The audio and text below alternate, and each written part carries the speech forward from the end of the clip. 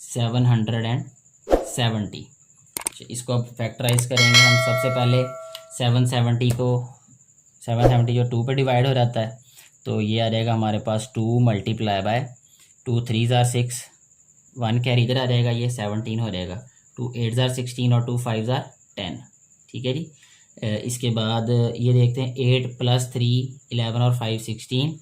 ये 3 पे तो डिवाइड नहीं होगा, 5 पे करेंगे इसको डिवाइड। ये 2 वैसे ही आ जाएगा मल्टीप्लाई बाय, अब इसका फैक्टर बनेगा 5 मल्टीप्लाई बाय, ये आ जाएगा 5 7 ज़ार 35 और फिर 3 पे 35, 5 7 ज़ार 35, यानी ये फैक्टर बन जाएगा इसका।